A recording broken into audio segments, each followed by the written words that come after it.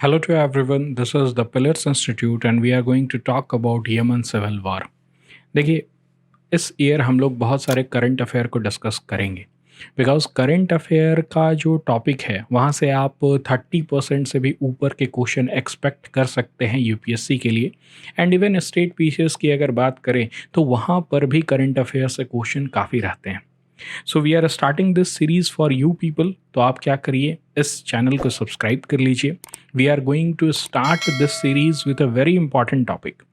हम लोग Yemen civil war, Houthi rebels कौन हैं और उनका जो अटैक चल रहा है अभी बाबेल मंडेब स्ट्रेट या रेड सी में, जो वो अटैक कर रहे हैं बहुत सारे ऑयल टैंकर्स के ऊपर, उसके वजह से भारत के ऊपर क्या असर पड़ने वाला है, इन सारे मुद्दों को हम लोग इस वीडियो में डिस्कस करने वाले हैं, जो कि आपका प्रीलिम्स के लिए भी इम्पॉर्टेंट है। मैं बताऊंगा कि किस तरह से प्रीलिम्स से में यहाँ से क्वेश्चन आ सकते हैं, और उसके साथ साथ ये मेंस के लिए भी इम्पॉर्टेंट है, क्योंकि मेंस में अगर मैं बात करूं जीएस पेपर 2, वहाँ पर आपको इंटरनेशनल रिलेशन के क्वेश्चंस मिल जाएंगे। और जो वेस्ट एशिया में अस्थिरता हमें देखने को मिल रही है उसके वजह से भारत के ऊपर क्या इम्प्लीकेशन होगा, ये एक बहुत इंपॉर्टेंट टॉपिक बन जाता है आपके यूपीएससी मेंस प्रिपरेशन के लिए। तो चलिए सारे पॉइंट्स को डिस्कस करते हैं। सबसे पहले तो आपको न्यूज़ समझना होगा कि बहुत सारे जो शिप्स इज़राइल से जिनका कनेक्शन है, खास करके वो जब रेड सी से गुजर रहे हैं, ये रेड सी है और ये बाबेल मंडेब स्ट्रेट है यहाँ पर, जो कि कनेक्ट करता है गल्फ ऑफ एडन को। तो जब कुछ शिप रेड सी से होते हुए गुजर रहे हैं इधर, चाहे वो भारत के लिए जा रहे हैं, तो उनके ऊपर क्या कर रहे हैं, हाउती फोर्सेस जो हैं वो अटैक कर दे रहे हैं। अभी हाल में ही एक ऑयल टैंकर जब यहाँ से गुजर रहा था तो उसके ऊपर ड्रोन से अटैक किया गया। अब आप समझिए कि अगर इस तरह के अटैक होंगे ऑयल टैंकर पर या फिर किसी भी तरह के शिप्स के ऊपर, तो क्या शिप्स इधर से जाने को तैयार होंगे? बिल्कुल नहीं। इसके वजह से क्या होगा, उन्हें एक लॉन्गर रूट लेना पड़ेगा, अफ्रीका से गुजरते हुए उन्हें जाना पड़ेगा, जिसकी वजह से उन्हें एक्स्ट्रा मनी खर्च करना पड़ेगा। तो यहाँ पर क्या हो सकता है, डायरेक्ट इम्प्लीकेशन हमारे महंगाई पर पड़ सकता है, क्योंकि जो कॉस्ट जब अभी जो लग रहा है वो बहुत कम लग रहा है, और वो जब वो रूट यूज़ करेंगे तो जो कॉस्ट लगेगा वो बहुत ही हाई लगेगा। So this is the point जिसके ऊपर हम लोग ज़्यादा फोकस करेंगे। बट सबसे इंपॉर्टेंट तो पॉइंट ये है कि इनके ऊपर अटैक कौन कर रहा है। इनके ऊपर जो अटैक कर रहे हैं उन्हें कहते हैं हाउती फोर्सेस। और हाउती फोर्सेस कौन है? एक बहुत ही बड़ा फोर्स है जो कि अभी यमन को कंट्रोल कर रहा है। हाउती फोर्सेस को समझने के लिए आपको पूरा यमन में जो लड़ाई चल रहा है ना, उसके ऊपर थोड़ा सा गौर करना पड़ेगा। आप देख सकते हैं ये है यमन का एक मैप, और आप जो भी यहाँ पर कलर देख रहे हैं वो ये बता रहा है कि डिफरेंट फ्रैक्शन जो हैं वो यमन में लड़ाई कर रहे हैं। जहाँ जहाँ रेड कलर में आप देख रहे हैं वहाँ वहाँ हादी गवर्नमेंट कौन है? वो गवर्नमेंट जिसको सऊदी अरेबिया क्या करता है, रिकॉग्नाइज करता है। वो गवर्नमेंट है जिसे यूएसए बैक करता है, जिसे नाटो फोर्सेस भी रिकॉग्नाइज करते हैं। आप सिंपली समझिए, जिसको सऊदी अरेबिया और यूएसए क्या करता है, बैक करता है, वो है हादी गवर्नमेंट। और यही हादी गवर्नमेंट यहाँ से भागी थी जब हाउती रेबल्स ने क्या किया था, सना के ऊपर अपना कब्जा कर लिया था। ये रेबल को सपोर्ट करते हैं ईरान, और कहा जा रहा है कि ये असल में एक प्रॉक्सी वार है। खुद ईरान लड़ नहीं रहा है इस वार को, लेकिन जो भी समर्थन चाहिए हाउती रेबल को वो प्रोवाइड कर रहा है, और इसके जरिए वो यूएसए से भी लड़ रहा है यमन में, और ये सऊदी से भी लड़ रहा है। तो एक तरह का एक प्रॉक्सी वार है जो कि यमन में कौन चला रहा है, ईरान चला रहा है। You can see out here different fraction है। जो भी रेड कलर में है वो तो है एक तरह का कॉन्फ्लिक्ट जोन जहाँ पर लड़ाई चल रही है।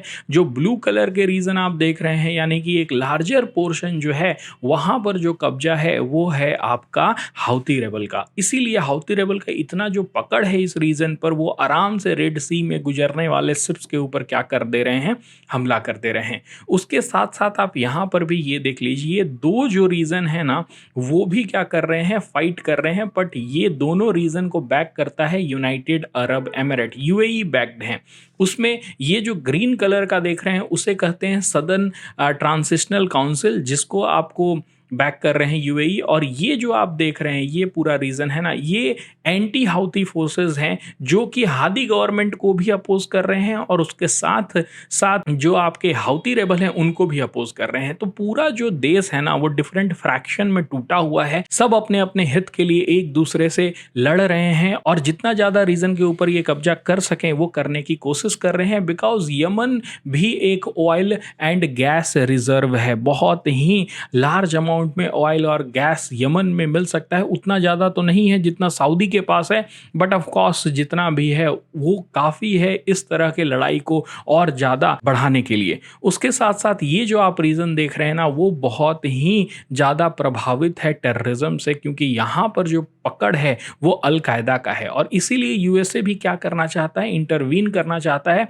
और फाइट करना चाहता है। हमारा क्या रोल है? हमारा सिंपल सा कंसर्न है कि जो भी यहाँ से गुड्स जा रही हैं उनके ऊपर अटैक ना हो। और इसके लिए अभी हाल में हमारे जो आपके रक्षा मंत्री हैं उन्होंने कहा कि जितने सारे भी अटैक हुए हैं ऐसे शिप्स के ऊपर जिसमें कि इंडियन क्रू मेंबर हैं या फिर इंडियन शिप्स हैं, वो लोगों को बख्शा नहीं जाएगा। पूरे अरेबियन सी में हम लोग क्या करने वाले हैं, अपने जो डिस्ट्रॉयर शिप्स हैं उसे तैनात करने वाले हैं। आप ये वीडियो सुन सकते हैं राजनाथ सिंह का जो कि ये बात कह रहे हैं। आजकल समुद्र में हलचल कुछ ज्यादा बढ़ गई है।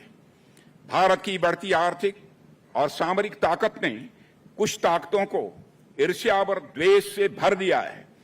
अरब सागर में हाल में हुए यमवी एंड प्लूटो पर ड्रोन हमले और कुछ पहले लाल सागर में यमवी साईं बाबा पर हुए हमले को भारत सरकार ने बहुत ही गंभीरता पूर्वक लिया है।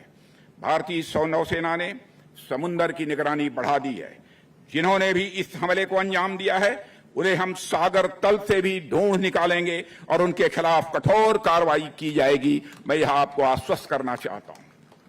साथियों, भारत पूरे इंडियन ओशन रीजन में नेट सिक्योरिटी प्रोवाइडर की भूमिका में है। हम सुनिश्चित करेंगे कि इस इलाके में होने वाले समुद्री व्यापार सागर से उठकर आसमान की बुलंदियों तक पहुंचे। इसके लिए हम मित्र देशों के साथ मिलकर सी लेन्स को मैरीटाइम कॉमर्स के लिए सेफ और सिक्योर बनाए रखेंगे। नाउ फॉर क्लैरिटी आप ये मैप से देख सकते हैं, ये पूरा जो रीजन है ना इसको कहते हैं बाबिल मंडेब स्ट्रेट। अब स्ट्रेट और इस्थुमस जो है वो आपके प्रीलिम्स के लिए इंपॉर्टेंट हो जाता है। स्ट्रेट क्या होता है? एक नैरो वाटर वे होता है जो कि दो बड़े सी को कनेक्ट करता है। तो आप यहाँ देख सकते हैं रेड सी है और यहाँ पर अरेबियन सी है।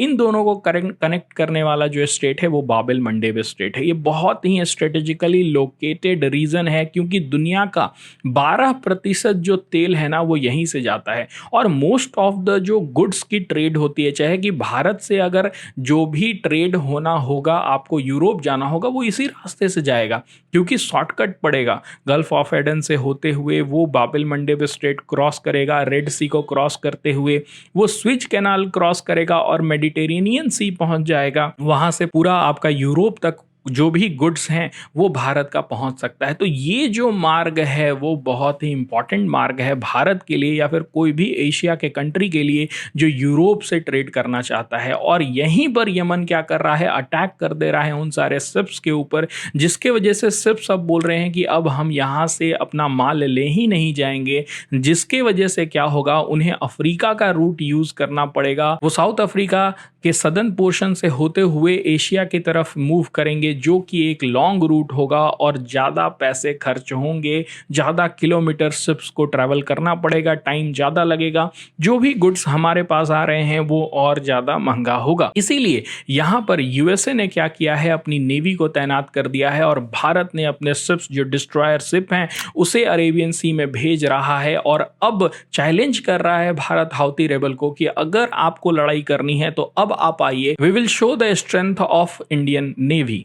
सो ये जो टॉपिक है वो बहुत इंपॉर्टेंट है आपके यूपीएससी प्रिपरेशन के लिए। आई होप आपको समझ में आया होगा कि वेस्ट एशिया में यमन के पास क्या हो रहा है। इसी तरह के इंटरनेशनल रिलेशन के वीडियो हम आपके लिए लेकर आएंगे। So please like, share and subscribe this channel. Thank you.